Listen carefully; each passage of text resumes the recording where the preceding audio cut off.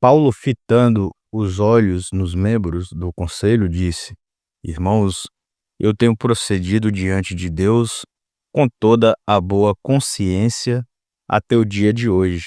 Mas Ananias, sumo sacerdote, mandou aos que estavam ao seu lado que lhe batessem na boca.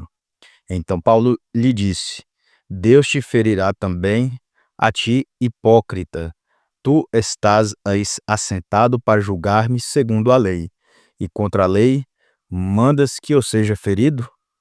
Os assistentes disseram: Tu injurias o sumo sacerdote de Deus. Respondeu Paulo: Não sabia, irmãos, que és o sumo sacerdote, pois está escrito: Não falarás mal do príncipe do teu povo. Paulo sabia que uma parte do sinédrio era de saduceus e a outra de fariseus, e disse em alta voz: Irmãos, eu sou fariseu, filho de fariseus. Por causa da minha esperança na ressurreição dos mortos é que eu sou julgado.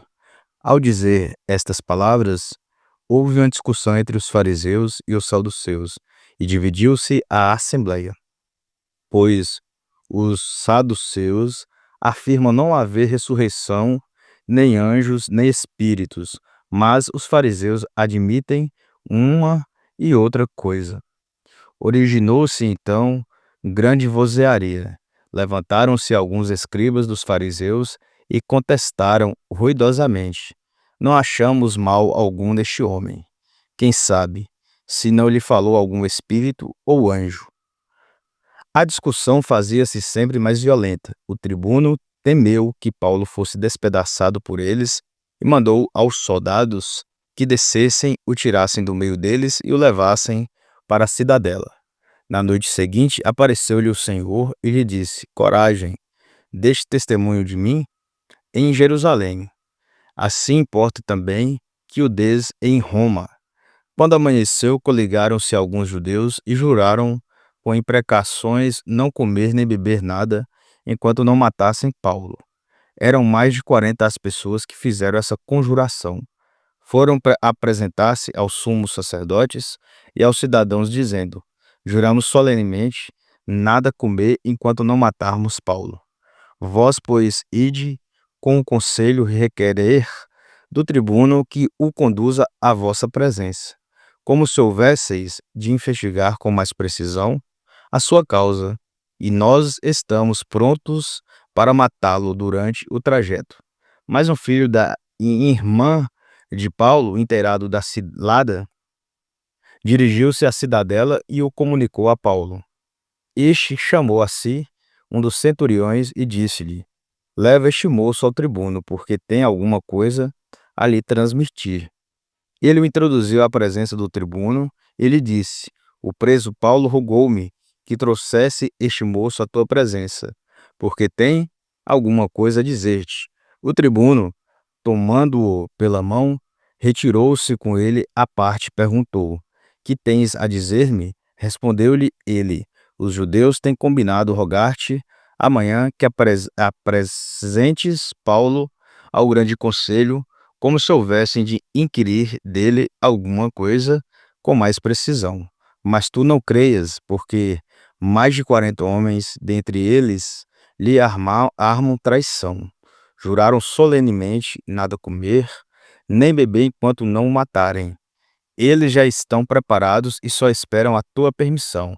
Então o tribuno despediu o moço, ordenando-lhe que a ninguém dissesse que o havia avisado. Depois disso, chamou ele 2 centuriões e disse-lhes: Preparai 200 soldados, 70 cavaleiros e 200 lanceiros, para irem a Cesareia à 3ª hora da noite. Aprontai também cavalgaduras para Paulo, que tendes de levar com toda a segurança ao governador Félix. E ele escreveu uma carta nestes termos: Cláudio Lisia ao excelentíssimo governador Félix Saúde. Este homem foi preso pelos judeus e está a ponto de ser morto por eles. Quando eu sobrevindo com a tropa, o livrei ao saber que ele era romano.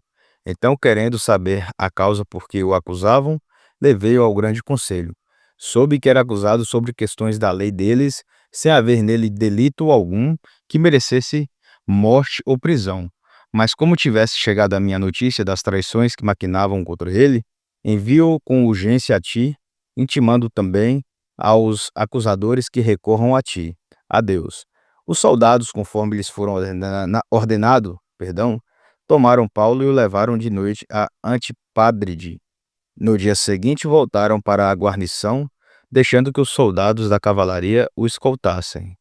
À sua chegada a Cesareia, entregaram ao governador a carta e apresentaram-lhe também Paulo. Ele, depois de lê-la e perguntar de que província ele era, sabendo que era da Sicília, disse: Ouvi-te-ei quando chegarem teus acusadores. Mandou então que Paulo fosse guardado no pretório de Herodes.